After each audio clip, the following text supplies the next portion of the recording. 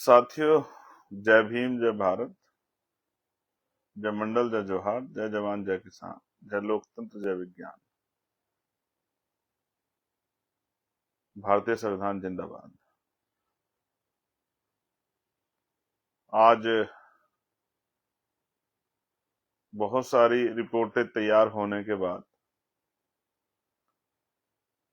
क्योंकि हर चीज का आकलन बहुत जरूरी है,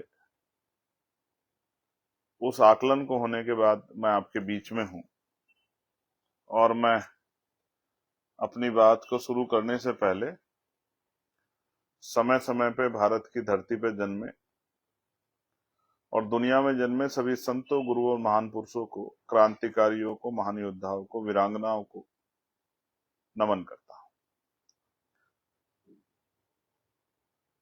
और आज का जो लाइव है उसका विषय आपको पता है। मैं विषय की पहले से जानकारी पोस्टर के जरिए आप तक पहुंचा चुका हूं। आज का जो मेरा लाइव है विशेष रूप से वो मध्य प्रदेश की दतिया विधानसभा को लेकर है। दतिया में उपचुनाव हुआ है।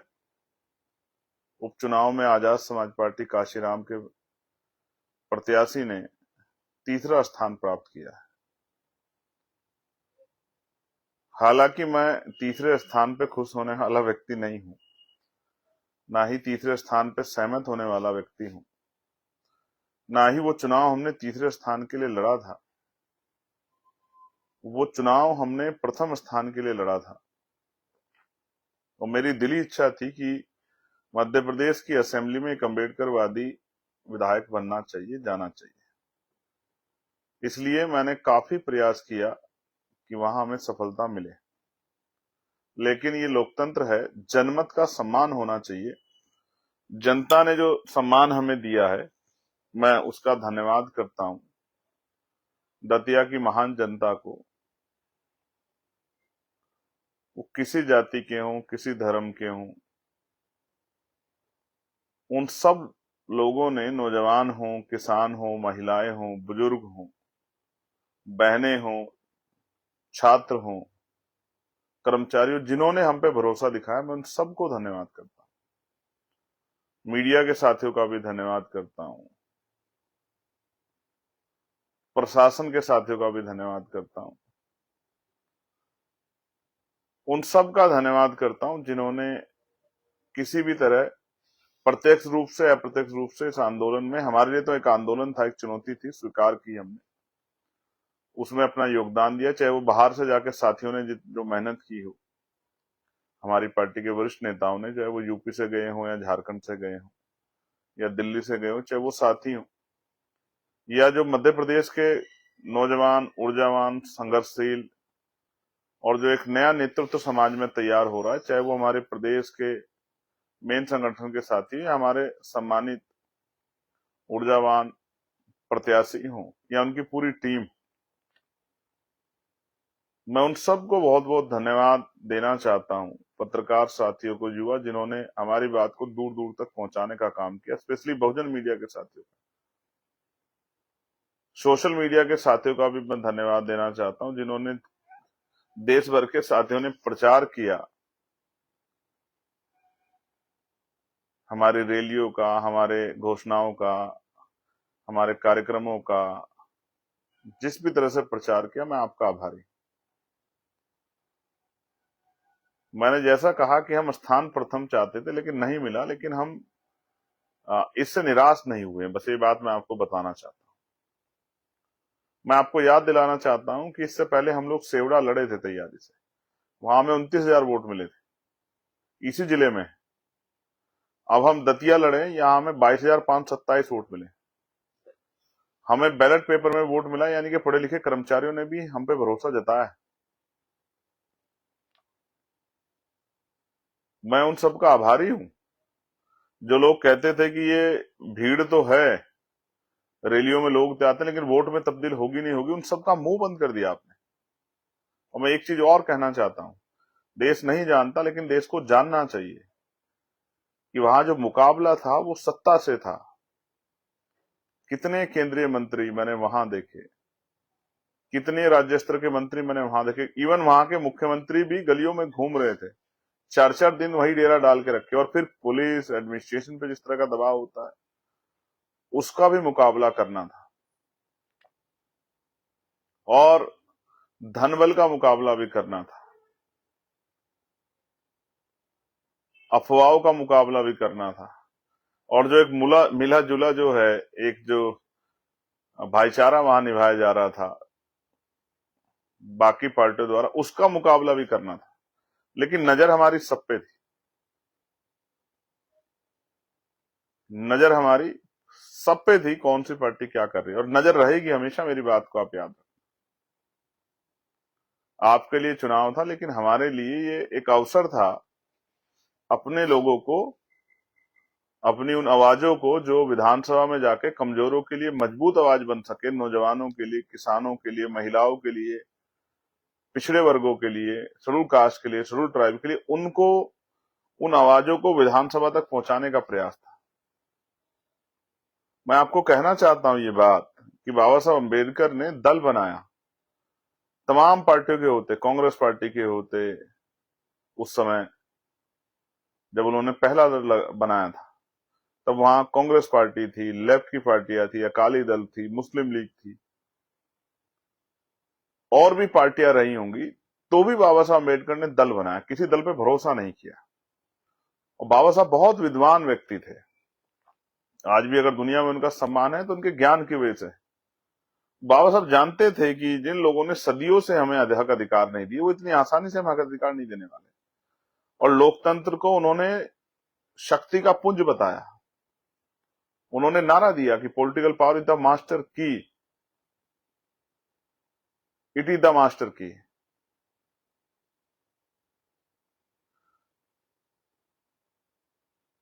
Bye you can open each and every door for your success. ये बाबा साहब ने कहा कि राजनीतिक सत्ता वो चाबी है, वो सुनहरी चाबी है जो आपकी सारी परेशानियों का हल कर देगी, ये बाबा साहब ने कहा। और उनको पता था कि जिन्होंने सदियों से नहीं दिया वो नहीं देंगे, इसलिए अपने लोगों को जागरूक कर रहे थे वो, कि वोट की अहमियत को समझे। लेकिन जब बाबा साहब इस बात को समझा रहे थे तो दुश्मन भी, विरोधी भी अपना काम कर रहे थे। हालांकि दुश्मन वर्ड ठीक नहीं है लोकतांत्रिक व्यवस्था में, विरोधी जो है वो भी अपना काम कर रहे थे। विरोधी क्या समझा रहे थे लोगों को? बाबा साहब लोगों को वोट का अधिकार समझा रहे थे, वोट की शक्ति समझा रहे थे, वोट से निर्माण समझा रहे थे, वोट के परिणाम समझा रहे थे। तो विरोधी भी समझा रहे थे। बाबा साहब समझा के जाते तो विरोधी आके समझाते कि आपकी जरूरत राजनीति में क्या है, राजनीति करके क्या करोगे।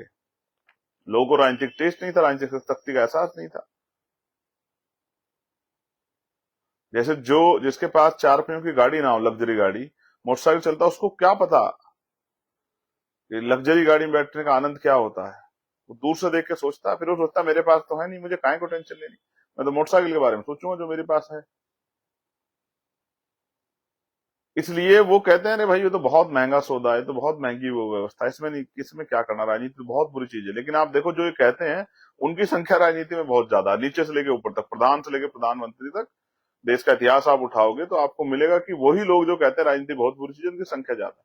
तो जब बाबा साहब समझा रहे थे तो विरोधी क्या समझा, विरोधी समझा रहे थे, उन्होंने भी डिस्कस किया बाबा साहब के खिलाफ। वो कहते थे कि भाई इनके पास वोट है और हमारे पास नोट है, हम इनके वोट को अपने नोट से खरीद लेंगे।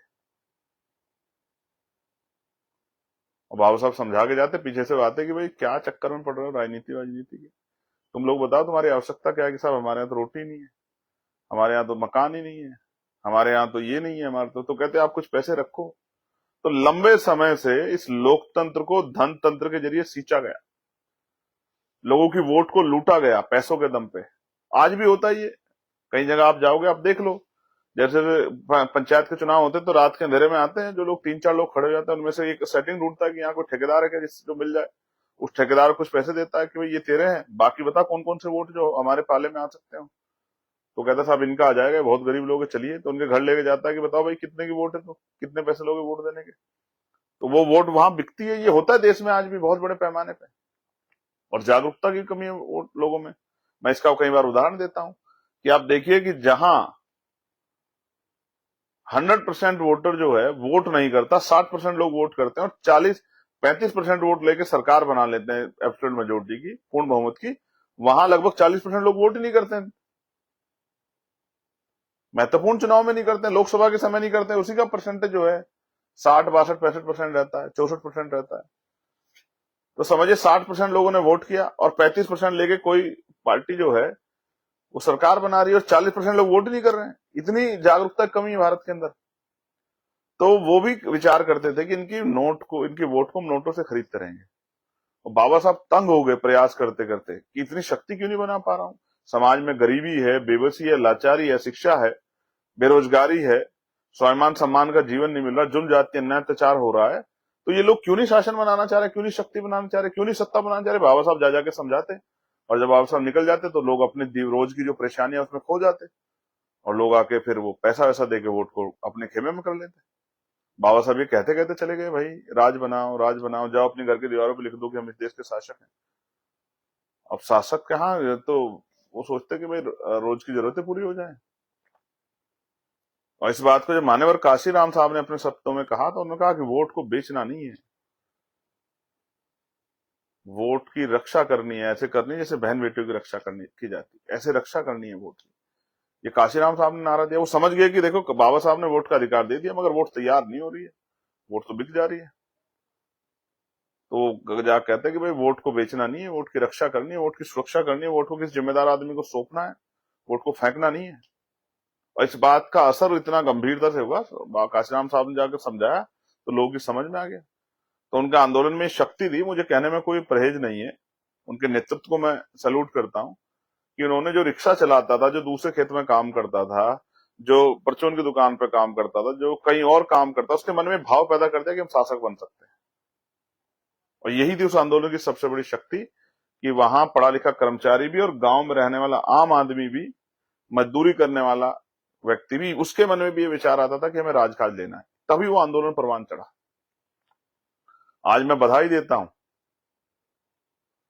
ये जो 490 से 22,527 का सफर आपने किया, हम पे भरोसा किया, नौजवानों को मैं बधाई देता हूं, धन्यवाद करता हूं, अपनी बहनों को, माओ को। मैं गया था, उनसे मिला था, ज्यादा लोगों से तो नहीं मिल पाया। अपने बड़े बुजुर्गों को, अपने प्यारे भाइयों को, अपनी पार्टी के नेताओं को, क्रांतिकारी साथियों को, मेरे प्यारे छोटे भाइयों को जो पार्टी में संगठन में काम करते हैं, मैं बधाई देता हूं, जिन्होंने बहुत ईमानदार से काम किया। कुछ ऐसे भी थे जिन्होंने काम अच्छा नहीं किया, वो खुद जानते हैं। उनको अपने अंदर चिंतन करना चाहिए कि क्या निजी स्वार्थ आवश्यक है या समाज की शक्ति बनाना आवश्यक है।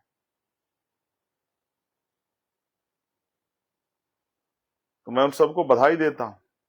लेकिन मैं फिर कह रहा हूं कि मुकाबला किनसे था।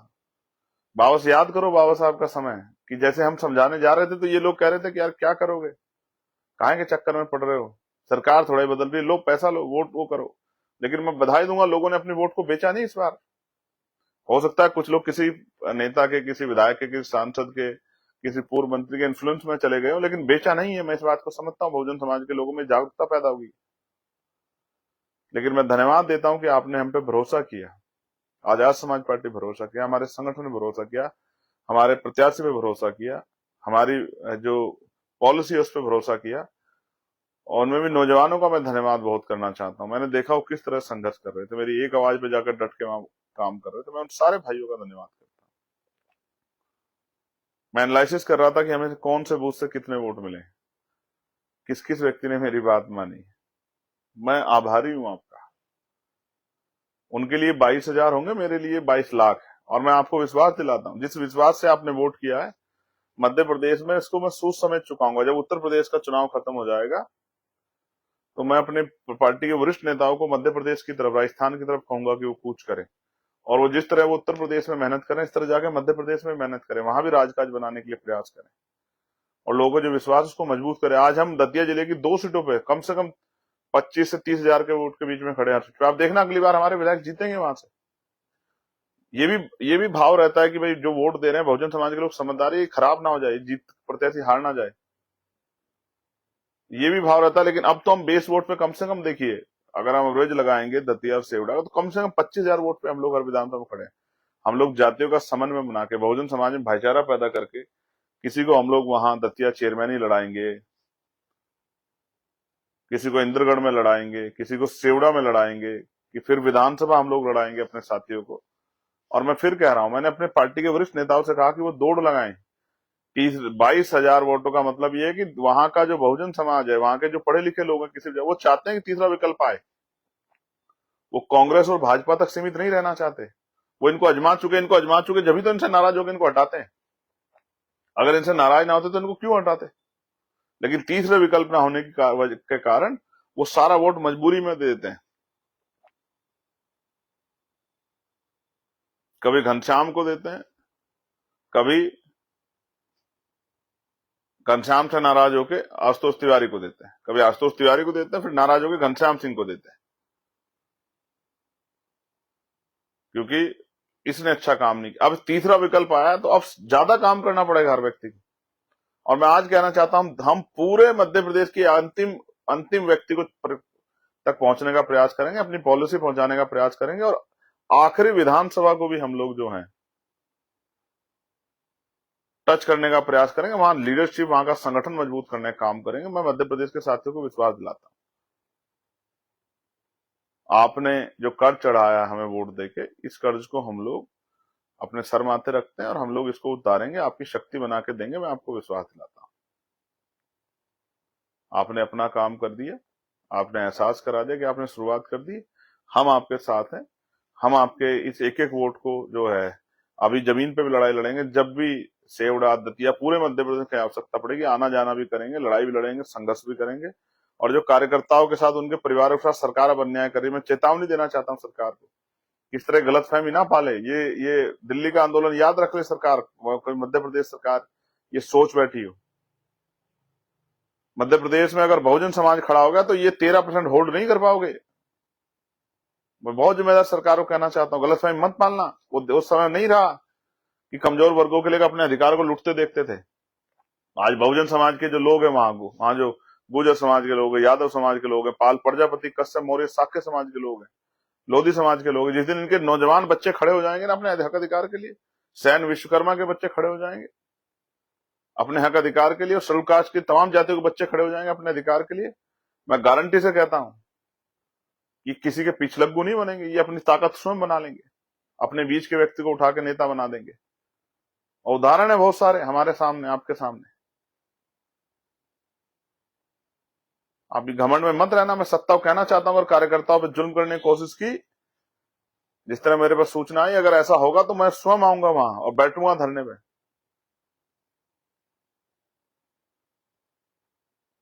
ये मेरा संदेश है वहां की सरकार को। ये लोकतांत्रिक व्यवस्था है। लोकतंत्र में सबको चुनाव लड़ने का अधिकार है, सबको आगे बढ़ने का अधिकार है। जनता ने जो मैंडेट दिया, जो जो वोट जनमत दिया, हम उसको स्वीकार करते हैं। और मैं आपसे फिर कहना चाहता हूं, एक तरफ पूरी सत्ता थी, कितने कैबिनेट मिनिस्टर, सेंटर के मिनिस्टर, स्टेट के मिनिस्टर, खुद मुख्यमंत्री, फिर एडमिनिस्ट्रेशन, जिला और पुलिस, सब। दूसरी तरफ विपक्ष के इतना बड़ा जो है, जिनकी सत्ता रही है वहां, उनके बड़े बड़े नेता, उनके सांसद, उनके विधायक, उनका संगठन, और फिर धन बल, पैसे का प्रभाव, जिससे वोट को अपने खेमे में किया जाए। लेकिन उनके मुकाबले चट्टान की तरह खड़े थे भीम आर्मी आजाद समाज पार्टी के हमारे जो साथी, हमारे विधानसभा के अध्यक्ष, हमारे जिले के अध्यक्ष, जिले के प्रभारी, हमारे प्रदेश कमेटी के साथी। मैं आभारी हूं राष्ट्रीय कमेटी के अपने साथियों का, राष्ट्रीय कोर कमेटी के सब लोग वहां गए, जिन्होंने वहां मेहनत की। काशिफ भाई से लेकर, रविंद्र भाई से लेकर, तमाम जो साथी बिजनौर के हमारे गए, तो मैं सबका धन्यवाद करता हूं। ऐसे ही धीरे धीरे आंदोलन आगे बढ़ेगा। और आपने मुझे सुना, मैं इसके लिए भी आभारी हूं। आप मुझे सुनेंगे, आज नहीं तो कल सुनेंगे, नहीं परसों सुनेंगे, कहीं ना कहीं इस मेरी बात को सुनेंगे। मैं आपका आभार प्रकट करता हूं। लेकिन आप याद रखना, ये शुरू हुआ है, खत्म नहीं हुआ। ये शुरू आपने किया है। मैं बस अपने साथियों से कहूंगा, बहुत जिम्मेदारी से मैं कहना चाहता हूं, हमारी लड़ाई अधिकारों की है, किसी जाति धर्म की लड़ाई नहीं है। हमारी लड़ाई संवैधानिक है, हिंसा की नहीं है। मैं अपने साथियों को कहूंगा, कड़वा तो हम अपने अधिकारों के लिए जब कहते हैं, हमारी बात कड़वी लग जाती है सब लोगों को, लेकिन हमें भाषा की मर्यादा, संवैधानिक मर्यादा होनी चाहिए। और ये संविधान को मानने वाला देश है। हमें सबके अधिकारों के, अपने अपने अधिकारों, सबके जो है अधिकार क्षेत्र का भी ध्यान रखना पड़ेगा। अपनी शक्ति के साथ दूसरे के जो अधिकारों पे हमला ना, उस बात का ध्यान रखना पड़ेगा और सभी का सम्मान करते हुए आगे बढ़ना पड़ेगा। जिन्होंने वोट दिया उनका धन्यवाद, जिन्होंने नहीं दिया उनका भी धन्यवाद। उनको तैयार करेंगे काम करके, उनमें विश्वास पैदा करेंगे, अगली बार वो मौका दें हमें, आजाद समाज पार्टी को मौका दें। सेवडा में भी, दतिया में भी और तमाम जो विधानसभाएं, मुरैना में भी। आपने मुझे सुना, मैं आपका आभारी हूं। मैं आपका भाई चंद्रशेखर आजाद। आप सबके लिए मंगल कामनाएं और आप सबको धन्यवाद। आप खुश रहिए, आगे बढ़िए और काम कीजिए। जो वहां संगठन के छोटे हमारे कार्यकर्ता हैं, वो पदों में छोटे हैं लेकिन मेरे लिए बहुत बड़े हैं वो सब। मैं आपको भी, आप ही की वजह से सब हो पाया। इतना समर्थन, जनता का प्यार, आशीर्वाद मिले, आपकी मेहनत है, हमारे विधानसभा और जिले के साथियों की। मैं आपका पुनः आभार प्रकट करता हूँ। बस और मेहनत कीजिए, अब रुकना नहीं, अब पीछे पलट के नहीं देखना, अब साबित करना है खुद को, अब नहीं जाना है पीछे, अब यहीं से शुरुआत करनी है। हर चुनाव, जब आपका अगला चुनाव आएगा 28 का, तो आपकी शुरुआत 22,527 हो, क्योंकि ये वो उस दौर में आपके साथ खड़े थे 22,527 लोग, जब दूसरी तरफ बड़े बड़े पैसे वाले लोग खड़े थे, बड़े बड़े ताकतवर लोग खड़े थे। ये आपके अपने लोग हैं। ऐसे वहां 29,000 लोग सेवड़ा में आपके आपके अपने लोग जो इंतजार देख रहे हैं आपका। आपकी शुरुआत अब दोनों चुनाव में कम से कम 25,000 शुरू होगी। इसको बढ़ा के वापस 70-80,000 तक ले जाकर अपने प्रत्याशी को जिता के विधानसभा भेजना। और ये मध्य प्रदेश के सब साथियों को मैं कह रहा हूँ। वहां के हमारे हमारे राज्य के जो प्रभारी थे, तोमर साहब, राज्य के दूसरे प्रभारी जो है, सह प्रभारी विनोद भाई, तमाम साथियों को, मिशन 78 के साथियों, सबको मैं धन्यवाद करता हूँ। आप सबके लिए मंगल कामना। जय भीम, जय भारत, जय संविधान, जय मंडल, जय जोहार, जय जवान, जय किसान, जय लोकतंत्र, जय विज्ञान। भारतीय संविधान जिंदाबाद, भारत की महान जनता जिंदाबाद, नौजवान जिंदाबाद, किसान, महिलाएं जिंदाबाद। मैं आपका भाई चंद्रशेखर आजाद।